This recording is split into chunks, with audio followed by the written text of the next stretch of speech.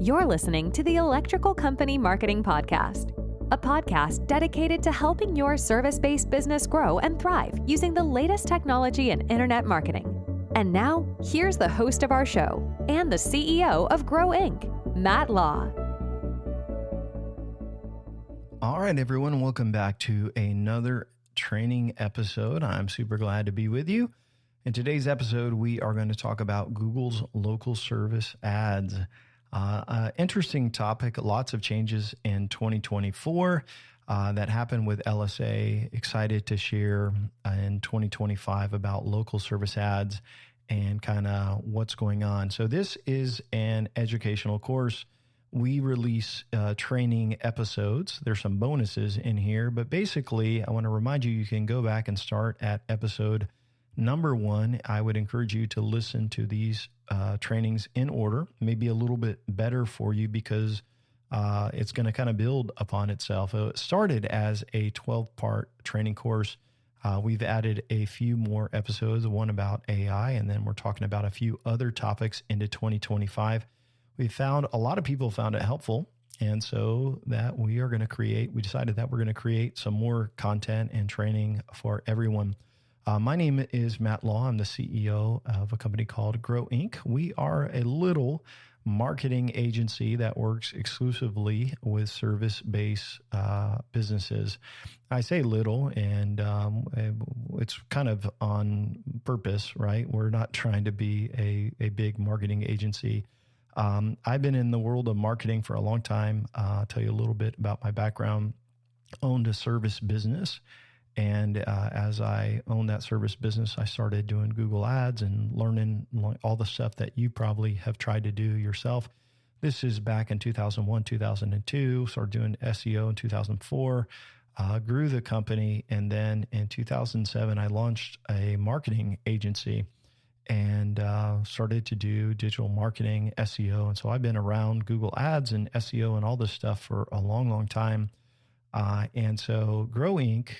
Is a little bit different. The agency model that's out there is like, hey, let's get as many clients as we can, do as little as we can, and charge as much as we can. At Grow Inc., I didn't really like the agency model. And so what we decided to do, my partner Jeff and I, we basically take on less clients. We do 10 times the amount of work for them so that they can actually see significant growth. So we have clients that have grown by 200, 300, 400% over the last few years. And it's encouraging for us. It's a holistic approach to marketing. It's all of the best practices of what we see work in small business and service businesses. And what's cool is that we measure everything, ROI and all that, so we can see what works and what doesn't. You can get our free book on our website, which gives you the marketing blueprint, all of those things. And you'll find you can do a lot less to actually win in marketing. On to today's episode, we're going to highlight everything that is LSA or local service ads. So if you don't know what LSA is or local service ads, let me explain. You may have seen in 2023, 2024, these green little boxes at the top that said Google Guaranteed. Well, that is local service ads. It's a platform that is connected to Google Ads that has a different user interface. It's a lot easier. And you can actually set up your company and connect your Google business profile to it. You can set up your hours, the services you want to be listed for, and set up a budget. And then they'll only charge you, supposedly, for valid leads. We'll talk about that a little bit in today's episode. But it's interesting that it's so easy to get set up, and you could do it probably very easily. Many times we talk to prospects about marketing, and one of the things they are doing is local service ads. And so they like it because the leads are expensive, but you only pay when you get a lead. That's what it's supposed to be. The leads can message you through the Google platform, or they can pick up the phone and call you. Google will give them a separate tracking number to call you. So in 2024, this LSA was not a big deal in say February or March, but by the summertime, it became a huge deal because it used to be this little square that said Google Guaranteed. And That was not a huge deal, but in 2024, they revamped it and gave these ads to the very top spot in search ahead of other Google ads. And as you can imagine, service businesses flocked to this, which made it more competitive, and it increased the costs and also increased Google's revenues. Google also did away with disputes. So you used to be able to dispute, say, hey, this isn't a valid lead. You can't do that anymore. Now you can only rate them, and they're using their AI to determine what is a lead or what's not. And so there's a lot of changes in this. And so back in early 2023 and 24, if a lead was bad, you could dispute it and you wouldn't be charged. As they've implemented their AI and they're listening to the call and deciphering the message and responses, based on that, then you're charged and you can rate each lead. But today we're going to dive into the podcast. I'm going to give you some pointers on setting up your local service ads if you haven't done that. Also going to tell you what we see working with local service ads. I think you'll find it very, very helpful. So first of all, local service ads are not good for every service business, but they're good for most of them. And it's worth giving it a test if you're not doing that. So basically, you want to just do a quick search on your Google profile. If you're logged into Google, you can click on it. We'll say something like advertise your business with us. And you can kind of see what services that you want to target. And so I don't want to dig into this too much because there's a lot of different industries that kind of we work with. But I will say that if it's a high ticket item and you're doing a search for that and you see other competitors with the Google Guaranteed up at the top, then there's a good chance that you could be listed there as well, right in your area. So the process for this is once you create a local service ad account, you have to go through some background checks. And so they're going to validate your insurance, your business license, and you have to go through all of this to become either Google screened or Google guaranteed. You'll get this little badge. It can take a few days, but it's usually pretty quick. And you're also going to have to upload your driver's license or ID so it can be verified. So how it's Google guaranteed or they're guaranteed is, hey, like you're a legit business, right? You're official, right? You got insurance. Once you have that done, you can optimize your profile and you can fill out all of your business details, your service areas and zip codes, and you can add photos and all of that. I wouldn't encourage you to omit certain zip codes that are low value jobs. So there may be an area you're like, oh man, I don't want to go there. You can omit those. And then you should limit their service hours to specific hours when you can answer the phone. So if they serve your ad and you don't pick up the phone, that is actually a big negative for your account. So you don't want to advertise when you're not going to be available. Additionally, you want to make sure that you're targeting the right services. So there's a lot of different things that you can select on that may not be related to your wheelhouse for business. So unselect those things. With LSA, it's a pay-per-lead situation. And so when you're starting out, we suggest maximizing the bids as high as open as it can be. And it may say something like thousands of dollars a month. Don't worry, you're probably not going to get that many leads right off the bat, but you can go in there, pause, and adjust things as you go. But you're going to get a good ROI on these leads for the most part. And we're going to talk about that in the podcast. So once you're kind of set up, what's kind of cool about local service ads as well is you can call Google, they'll walk you through things. It's a little bit different side. You think of all these technical guys and yeah, they are techie, but their local service ads is built for, service businesses. And it's a side of their business that's not super techie. Like the average users aren't techie. Even the user interface is kind of ugly and old.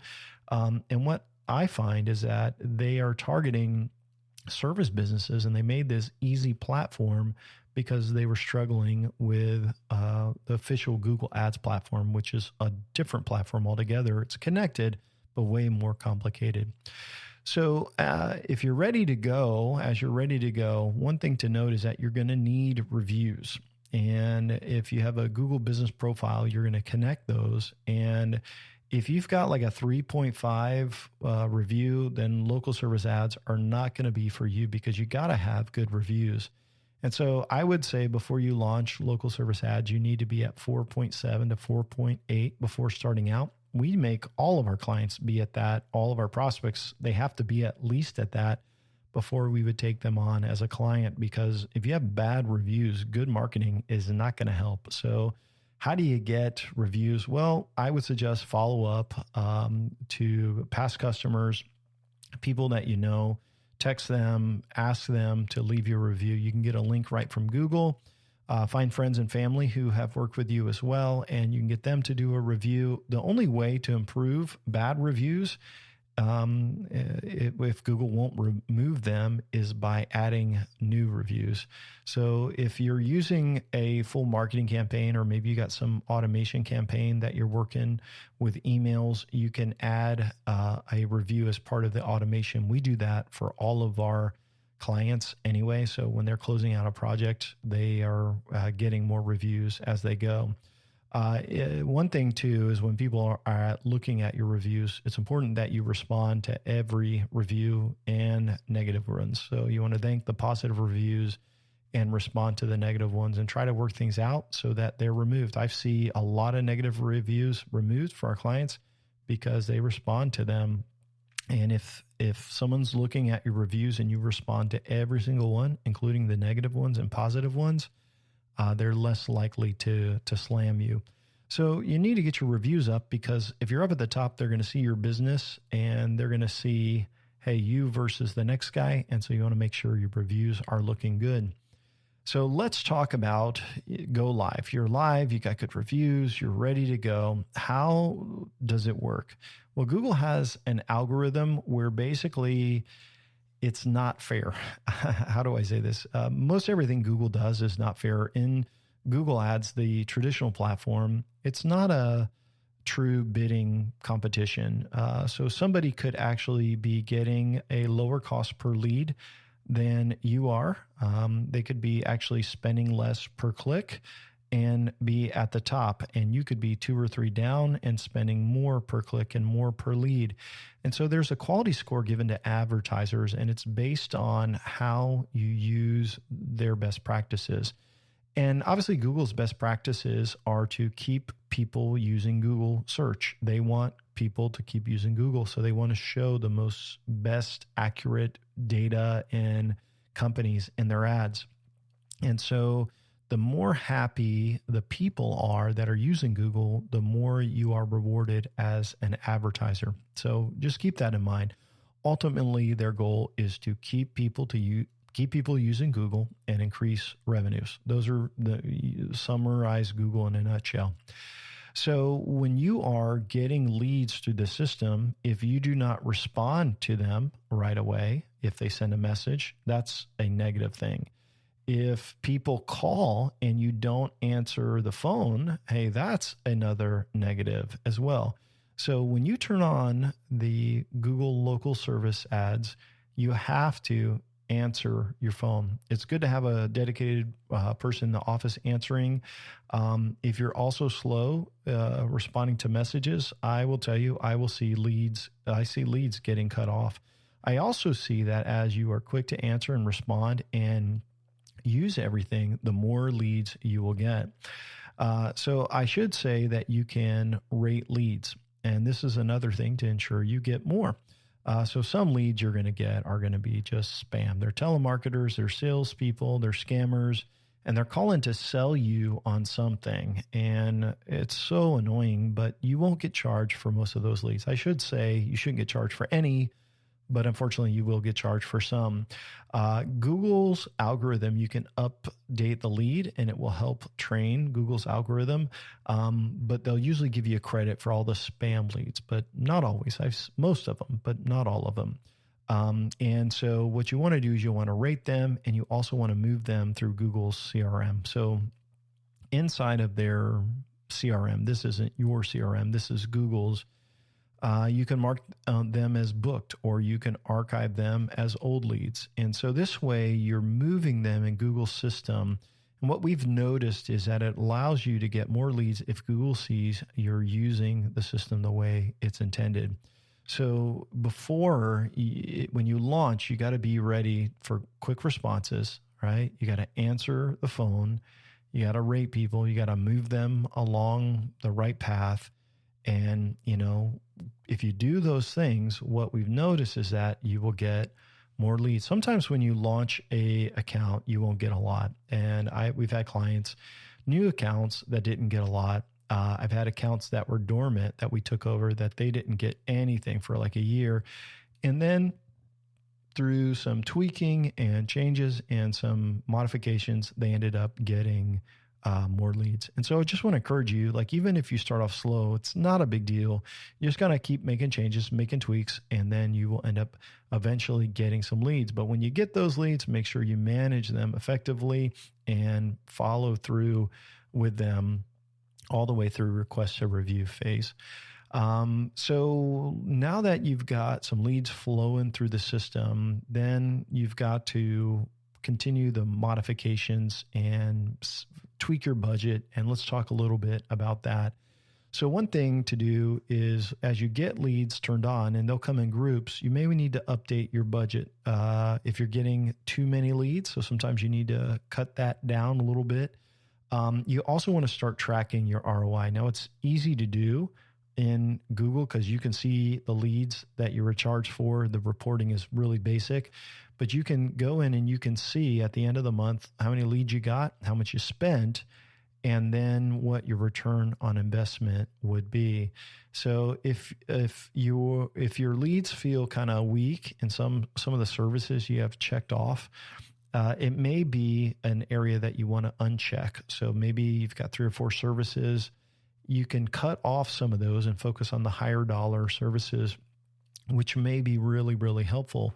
Sometimes, though, you may have something like repairs as an option that you check, and you don't really want to do repairs, but you're like, hey, we can do them because you really want to sell something else, maybe a new or a bigger ticket item. And so what ends up happening is you can get repairs to convert. So you only want to check what you're willing to do, but you just need to keep in mind sometimes people are going to call you and they're not necessarily they may be a ideal customer and a lower cost for that. So the biggest thing with LSA, I do believe that they're usually great leads. They are definitely people searching, and your competitors are doing that, but they have to be optimized, and you've got to track your ROI, and you've got to get rid of junky services that are not converting. A couple of things I want to give you in regards to best practices for success. Number one, accuracy is key. So you better keep your local service ad updated, your Google profile updated to reflect any changes in your businesses or your hours. Changes will help you get calls and let Google know that you're interested in leads. So these little changes do that. Select the right services to attract high intent leads. This is absolutely the most important thing, to have the right service category selected. So you can get rid of repairs if you're not doing them, but sometimes having that repair checkbox will generate a lot of calls. Make sure you do a good job for your customers. Be customer focused for sure on all of these leads, more so than almost any other lead, because we want them to go through the system. We want to ask them for a review. It's going to help you get even more customers. And so I want to kind of give you a quick summary, and then I've got some questions that I think will be helpful to you. So some companies I've seen generate half of their leads and revenues through local service ads. And once you have them and working well and you start getting calls, if you manage it well, you'll get even more calls. And sometimes it takes a little bit of time to get more market share. So again, be sure to answer the phone and respond to these messages quickly. And if you're not getting calls yet, keep making tweaks to your profile until the phone rings. So let's talk about some common questions. So sometimes we set these up and the phone doesn't ring right away. Sometimes it does. It just depends on the competition, a number of different things. So if you set this up and you're like, why am I not getting calls or leads yet? So I want to bring that up. So sometimes it takes time. Remember, Google is only going to give leads to people who they believe will respond and answer the phone. So if you missed a couple calls, it's going to slow you down, at least for a little bit. Keep making changes to your account and you'll see more calls come in. Make sure you have everything optimized. You can adjust the hours, all of these things. But what I will tell you is the more you're in that account, the more checking, all of that, the more leads you're going to get. Sometimes just looking at the number of impressions each day, you'll see the leads increase. Once you get calls in the system, just make sure you're updating them in the CRM. That's Google's little online ad login place, and move them through that system, and Google will give you more. Remember that there's other competitors using the service, and if they do things wrong, you have a chance to increase in market share where they're lacking. So if you follow the best practices, you're going to get more leads. Another question I get is the cost per lead for LSA better than Google traditional ads? And this is a tough one because usually when you're launching local service ads and a Google ad account at the same time, which we do for most clients, LSA is going to be cheaper at first. And sometimes, I mean, these leads, let me give you a range, like $30 to $100, depending on the industry, the service, the location, the competition. So $100 per lead, you may like, hey, that's a lot. It may be a lot less. It may be 15, depending on where you're targeting. But what I will tell you is usually LSA are still cheaper than traditional Google ads at first. However, after Google ads, traditional ad accounts are optimized, then your LSA budget might be transferred over to Google ads.